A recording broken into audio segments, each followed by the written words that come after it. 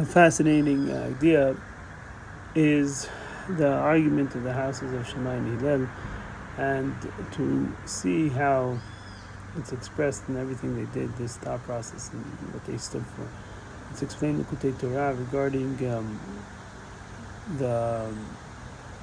another argument that they had, that the Beit Shammai is outlook is that the end goal of everything is the recognition that one has Hakadosh Baruch Hu from within it.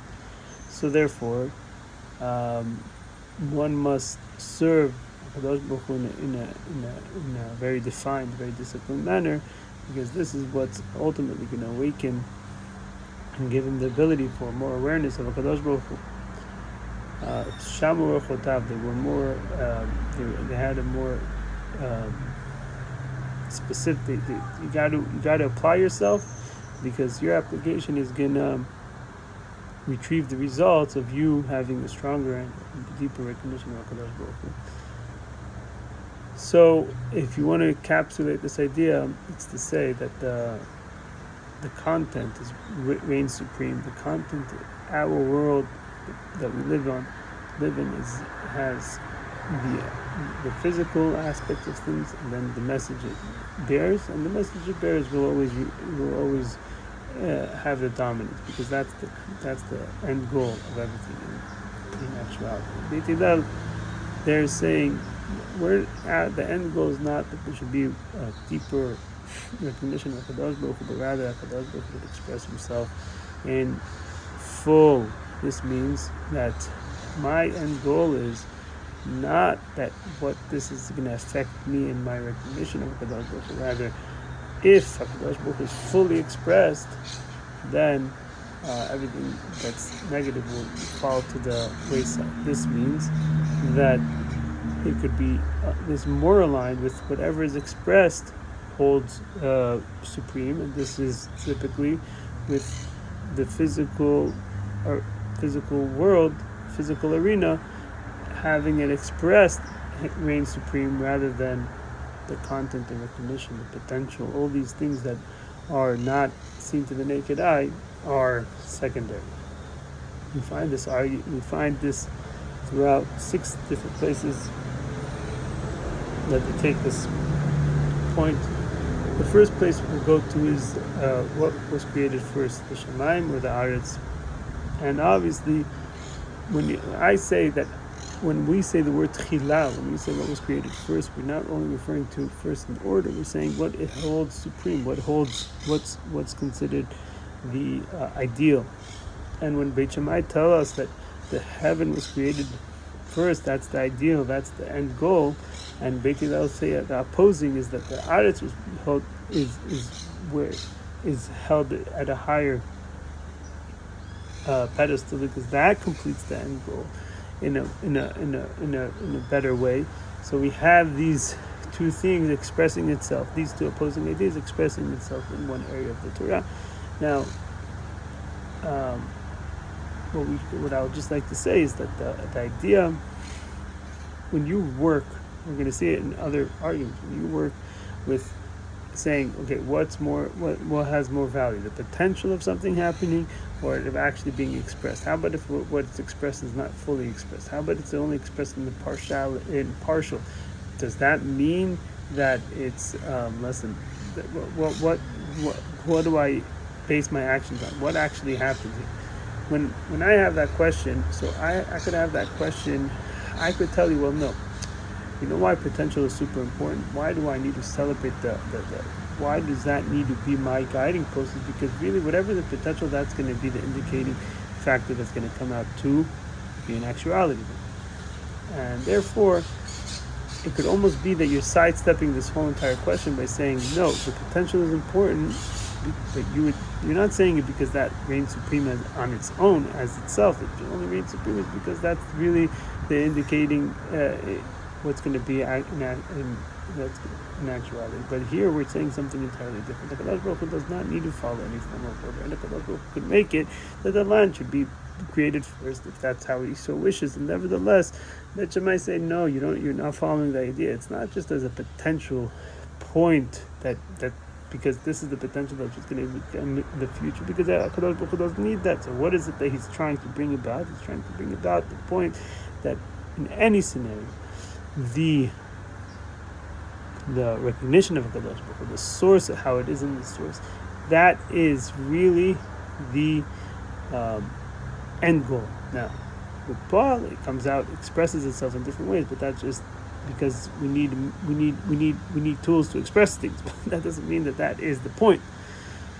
We find this argument in other places. So let's just go through them. When you have, when you think of something for liquid that you actually want it, so that could be a source of getting food tameh, because liquid falling on food will make that food potentially tameh in case the tameh touches it. And the question is regarding honey. At what point does the honey could serve as the liquid? So he thought about it of becoming a liquid that he's going to use it, but he didn't actually put it to action. He actually didn't take the honey out of the honeycombs. Does that serve as the starting point, or does he actually need to take the honey out of the honeycombs? Now, obviously, you understand what side of the aisle Beit Shammai and Beit Hillel stand at. When he did it, when he thought about it, it's almost the end game, according to Beit Shammai, and therefore it already serves as liquid. Beit Hillel, no, nothing happened, because we live in a world that things need to be expressed. That's why HaKadosh Baruch Hu wanted this world to be created. We find this by Chanukah. When I stand today in the first day of Hanukkah, what am I celebrating? The question is, the answers are clear. Beit Hillel says, what do you mean you're celebrating the first day of Hanukkah? Beit Shammai is saying, what are you talking about? You have over here 8 days of Hanukkah that are being celebrated. We're entering the holiday. I'm excited. I'm elated because I have 8 days of Hanukkah. The last day I'm a little bit, I'm with 1 day left. And therefore, he flips the order regarding how many you light. You light the first 8 and the last set 1. This is also unique because it brings about this idea that Beit Shammai are going with this idea to the very end. It's not that only when it's fully aligned with what's expressed in physicality, in actuality. Because before, in actuality, the last day of Chanukah, they're telling you to light 1, and there's 7 days here. So it's almost like it's flying in the face of what's happening in actuality, and they still maintain with that opinion. And then we find the same idea regarding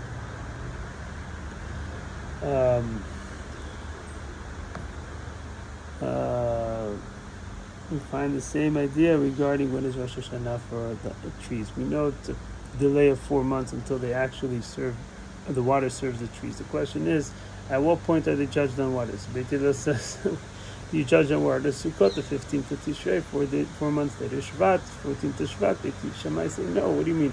You're B'poal, in actuality, you were judged on Sukkot, but really the judgment of water is at its source is judged on Rosh Hashanah. And this is also with the student of Beit Shammai, we find this argument. When are you going to sleep? At what point are you going to sleep? When are you going to sleep? Beit Shammai says, you're going to sleep when you are putting everything in motion for the sleep to come.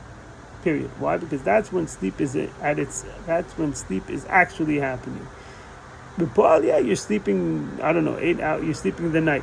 But when are you actually, when in the truest form, in the form of potential, in the form of not physical, in the form of preparation, when is this happening? When the first third of the night. And therefore do not reach Shema post that.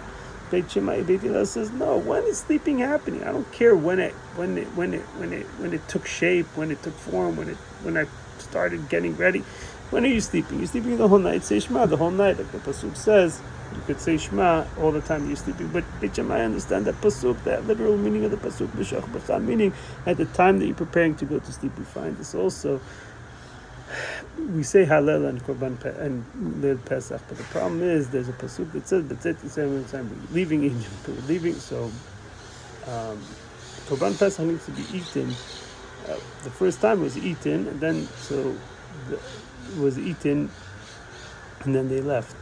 So the following day, so the Beit Shammai say, I need to have eaten the Korban Pesach in order to be able to leave Egypt. And therefore, for me to say before I eat Korban Pesach, to say even B'tzat Yisrael that I'm leaving Egypt is a fallacy, and don't say it.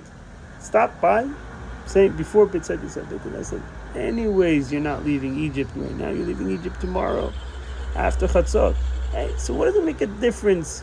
You're just saying the Hallel. You're not saying, and therefore, the before the Korban Pesach or after Korban Pesach is not a key factor. But back to Beit Shammai, they say, in potential, we're able to leave. What brought us the ability to leave Egypt, like we said in the previous, is that eating the Korban Pesach. If you haven't eaten the Korban Pesach, so then you don't have the potential of leaving Egypt. If you have eaten the Korban Pesach and you're potentially able to leave Egypt, so that's it. So that's what else matters? It matters that you actually need to do the motions and leave Egypt. You and your capacity are able to leave Egypt at that moment. So it's over. So say B'tzat Yisrael. And beforehand, don't. Now, the Rebbe says that being that we're time to leave the Galut, so we do not rule like Beit Shammai, and we say we want to leave the Galut in all actuality with Miknein, like the Pasuk says, Mikneinu Yenechimanu, and we're not going to leave in a Parsa, we're going to take all with us. And it says, like the other pasuk says in Yeshayahu, we want our elders, we want our youngsters, with our sons and with our daughters, with all of our assets, because this is going to be a holiday.